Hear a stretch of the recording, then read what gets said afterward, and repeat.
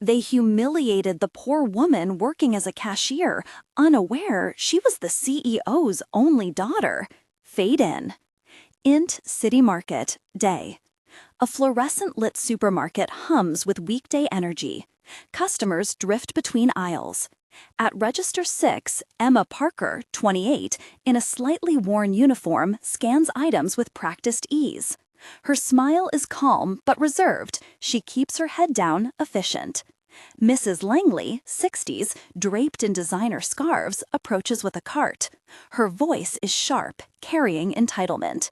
Mrs. Langley, tutting, "Is this card reader even working? Hurry up, I have places to be." Emma, softly, "I'm sorry, ma'am, it's connecting now.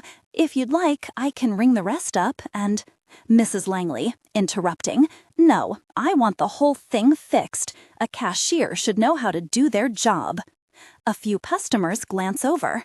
Among them, a teenager looks at Emma apologetically. The supervisor, Tom, 40s, wipes a cart nearby and avoids eye contact. "I can try inserting the chip again. Please bear with me for a second." Mrs. Langley, scoffing, "I can try. That's not reassuring."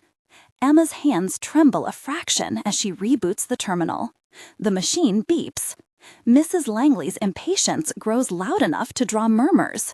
Customer 1 to customer 2, "Some people should never be allowed to front counters." Emma, keeping composure, "It's working now. I'm sorry for the delay."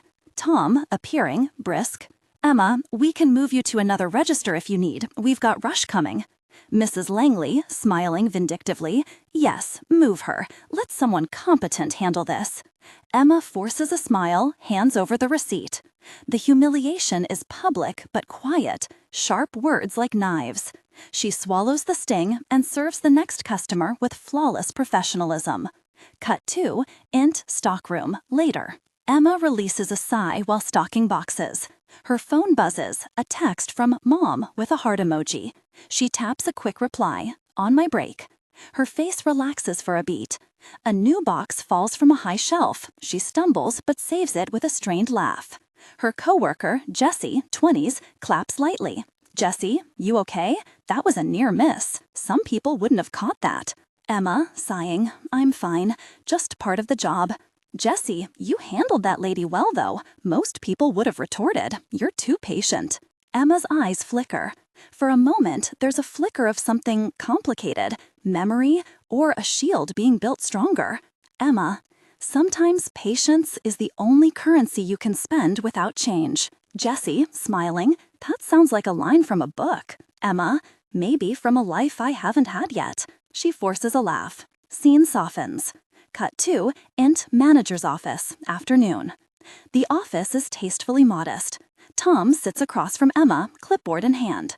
Tom, "Listen, Emma, corporate's been sending memos about customer complaints. We can't have people feeling uncomfortable. You've had 2 notes this month. I don't want to threaten you, but we need improvement." Emma, quietly, "I understand. I want to do better." Tom, "Good. There's a customer survey that said you were cold. Just try to smile more. Make them feel seen." Emma nods, swallowing. She stands to leave. Emma, "I appreciate the feedback." Tom, and Emma, "We're understaffed over the weekend. Can you open on Saturday?" She hesitates, but says yes. He pats the clipboard like a small benediction and returns to emails.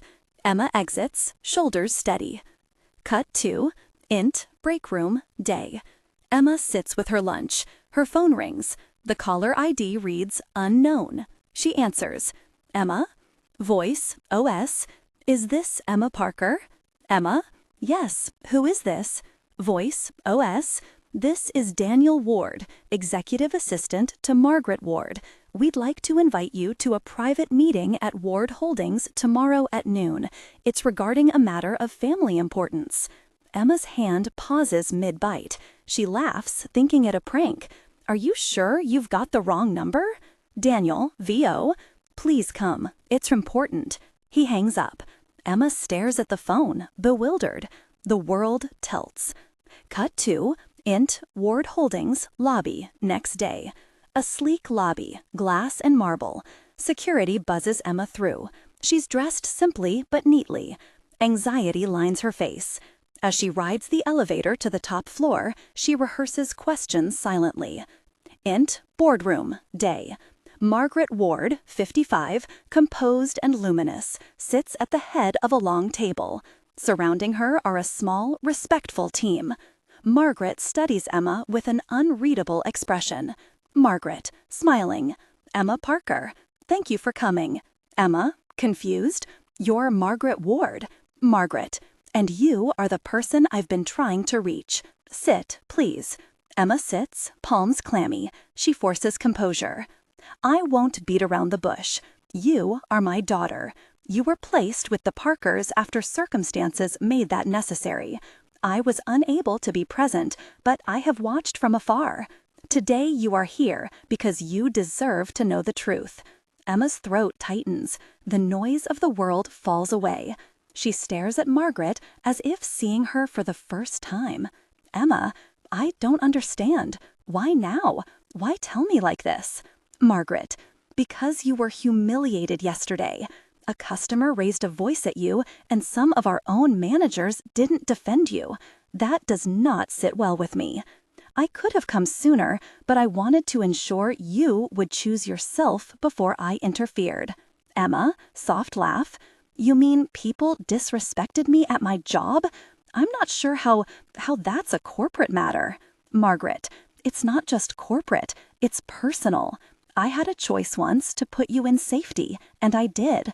I also had to learn humility and responsibility in the process. That's on me.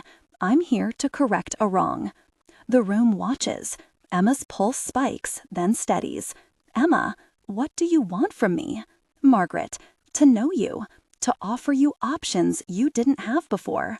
I don't want to take over your life. I want you to agency. And, if you wish, to work with me on a project at Ward Holdings. We need someone who understands people on the ground, not just charts. A beat. Emma's eyes glisten. Emma, you can't undo what happened, but I want to choose. I want to learn. Margaret, then we do it together. Cut to City Market later that week. Emma returns, not as an outsider, but as a visitor. She walks through the aisles with Margaret at her side. Staff glance, curiosity written across faces. Tom straightens, uncertain. Emma stops at Register 6. She watches reporters whispering at a corner, but her focus stays on the people in front of her. Customers, co-workers, life in microcosm. A customer approaches, Mrs. Langley. She's hesitant, eyes darting. Emma sets a book on the scanner. Mrs. Langley, awkward. Emma, I'm sorry for how I acted. Emma studies her. The supermarket hums, time measured in beeps. Emma, you can apologize, or you can learn to treat people with less haste. Mrs. Langley, eyes down. Yes, I will. Emma nods. It's simple, but it lands like a small stone in a pond. Cut to Ward Holdings Social Responsibility Office, months later. Emma co-chairs a meeting. She's confident, composed, not flawless, but real. A slide shows community outreach programs. Another shows a new training system for frontline employees. Margaret watches her from the back, pride unguarded. Jessie visits, grinning from ear to ear. Tom receives a certificate for improved management training. The supermarket has changed. Policy, heart, and people. Emma, leading. We don't just fix terminals. We build frameworks where dignity is standard, not optional. When someone is humiliated, we respond with compassion. We teach respect. The room nods. Outside the window, the city moves, indifferent and alive. Cut to City Market, evening. Emma stands at Register 6 again, not as the defeated woman of before, but as someone anchored. She exchanges banter with a regular customer. Laughter is genuine. A young girl watches her in awe. Young girl, are you the boss now? Emma, smiling. I'm just someone who learned to speak up and to listen. The girl giggles. Emma's phone buzzes. A text from Margaret. Proud. Dinner tonight? Emma types back. Yes. Emma looks out at the store. The rows of products, the people weaving through their lives. She breathes, present. Fade out. The end.